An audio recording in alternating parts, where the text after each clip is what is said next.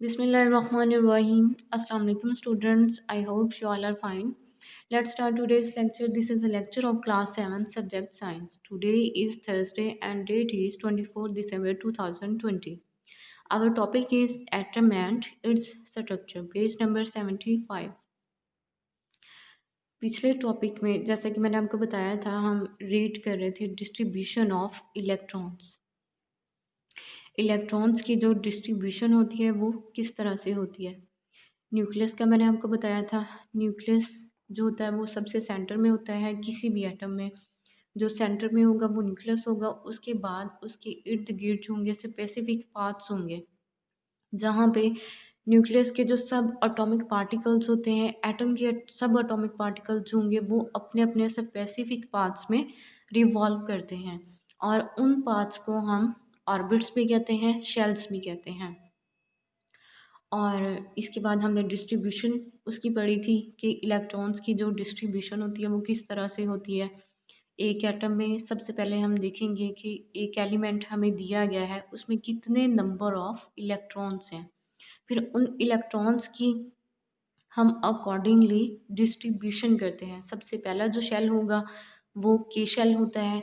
के शेल में मैंने आपको बताया था कि मैक्सिमम उसमें 2 इलेक्ट्रॉन्स आ सकते हैं। उसके बाद जो शेल होगा वो एल शेल होता है। एल शेल में मैक्सिमम 8 इलेक्ट्रॉन्स आ सकते हैं। उसके बाद एम शेल होता है। एम शेल में मैक्सिमम 18 इलेक्ट्रॉन्स जो होंगे वो आ सकते हैं। तो हम फिर एलिमेंट के अकॉर्डिंगली जितने उसमें इलेक्ट्रॉन्स दिए गए होंगे उसके अकॉर्डिंगली हम इलेक्ट्रॉन्स की जो होती है डिस्ट्रीब्यूशन करते हैं। There are many circular paths around the nucleus. Nucleus के इर्द गिर्द बहुत सारे सर्कुलर पाथ्स होते हैं जिनको हम शेल्स भी बोलते हैं। इन विच इलेक्ट्रॉन्स रोटेट। उन सर्कुलर पाथ्स में जो होते हैं इलेक्ट्रॉन्स जो होते हैं रोटेट करते हैं, रिवॉल्व करते हैं अपने स्पेसिफिक पाथ्स में। These paths are called orbits. इन पाथ्स को हम ऑर्बिट्स कहते हैं। The electrons are distributed in these orbits. Electrons The electrons are distributed in these orbits and the number of electrons held in an orbit depends on the orbit number from the nucleus. In orbits में जो electrons होते हैं वो distribute होते हैं, तकसीम हुए होते हैं and the number of electrons held in an orbit. और किसी भी ऑर्बिट में जितने नंबर ऑफ इलेक्ट्रॉन्स होंगे हेल्ड कर रहे होते हैं वो किस पे डिपेंड करते हैं, on the orbit number from the nucleus. उसके न्यूक्लियस से ऑर्बिट नंबर पे डिपेंड करेंगे। मतलब न्यूक्लियस के नज़दीक जो सबसे पहला ऑर्बिट होगा वो के शेल है, के ऑर्बिट है, तो उसमें कितने इलेक्ट्रॉन्स डिस्ट्रीब्यूट हो सकते हैं।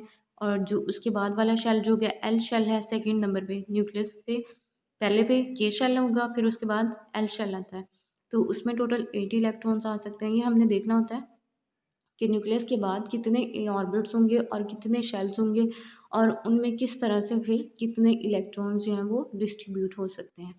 The orbits are counted outwards from the nucleus.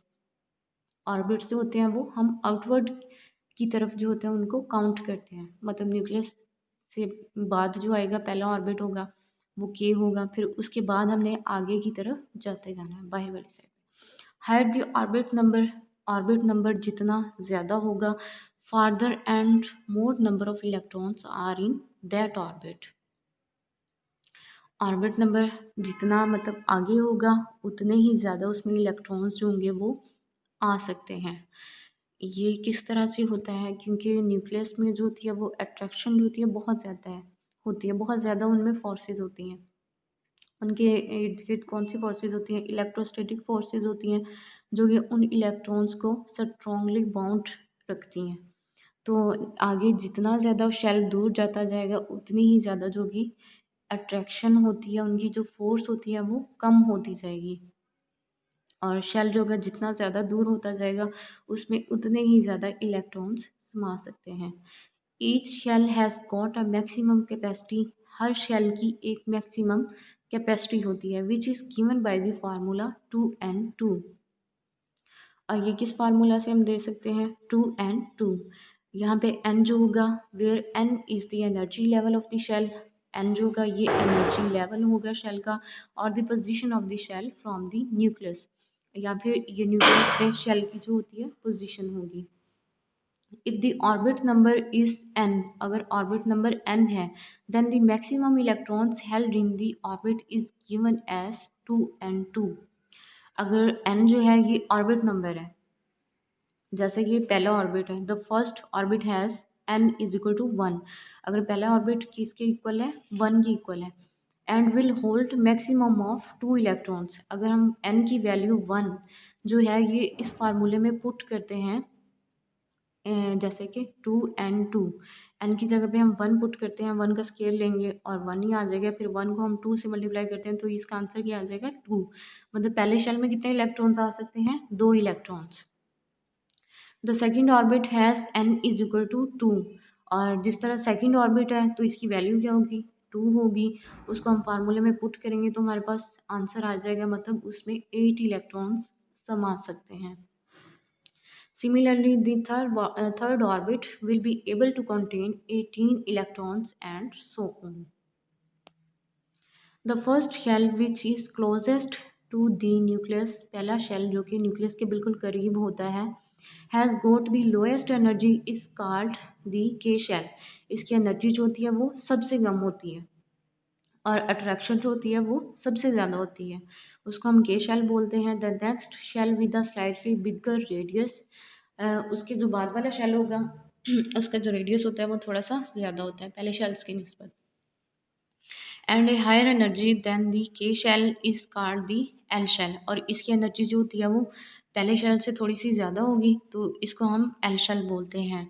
The third shell is called the M shell and so on. अब थर्ड शेल जो है ये एम शेल है, इसकी एनर्जी जो होगी ये के शेल से भी ज़्यादा होगी, मतलब न्यूक्लियस से जितना ज़्यादा दूर शेल जाता जाएगा उसकी एनर्जी जो होगी वो उतनी ही ज़्यादा होती जाएगी, और रेडियस जो होगा वो उतना ही बढ़ता जाता है। अट्रैक्शन फोर्स ऑफ अट्रैक्शन जो होगी उनके दरमियान इलेक्ट्रोस्टैटिक फोर्सेस होंगी वो उतनी ही कम होती जाती हैं। ये हमारा आज का टॉपिक था। हमने इसमें पढ़ा कि इलेक्ट्रॉन्स की डिस्ट्रीब्यूशन किस तरह से होती है, कौन कौन से ऑर्बिट्स होते हैं और किस ऑर्बिट में कितने इलेक्ट्रॉन्स आ सकते हैं, ये हमने फार्मूला के ज़रिए देखा। नेक्स्ट है आपका एक क्वेश्चन है part D, answer these question in detail, page number 81 है। Question number 1, what is the maximum number of electrons that M shell can accommodate. M shell में हमने जैसे कि पढ़ा था ये थर्ड शेल है, न्यूक्लियस के बाद थर्ड शेल है, और इसमें कितने नंबर ऑफ इलेक्ट्रॉन्स जो हैं अकोमोडेट कर सकते हैं, इसमें कितने इलेक्ट्रॉन्स आ सकते हैं। गिव रीज़न, हमने इसकी रीज़न बतानी है। Answer, M shell can accommodate 18 electrons because it is third shell of atom, क्योंकि ये एटम का थर्ड शेल होता है और इसमें टोटल 18 इलेक्ट्रॉन्स आ सकते हैं। इसको हम दूसरे तरीके से भी निकाल सकते हैं, अगर हम वो फार्मूला देखें 2n2, n की वैल्यू क्या होगी, हमारे पास थर्ड शेल है तो n की जगह पे हम n इज इक्वल टू 3 लिख देंगे, और 3 को जब फार्मूले में लिख के हम सॉल्व करेंगे 2n2 को सॉल्व करेंगे तो हमारे पास 18 आ जाएगा। ये हमारा आज का टॉपिक था। आगे हमने क्वेश्चन लर्न करना है, learn question number 1 of part D on page number 81। ये आपने क्वेश्चन जो है इसको लर्न करना है, और जो पीछे मैंने आपको क्लास वर्क में क्वेश्चन दिया है ये आपने अपनी नोटबुक पे राइट करना है। अल्लाह हाफिज़, सब अपना ख्याल रखिएगा।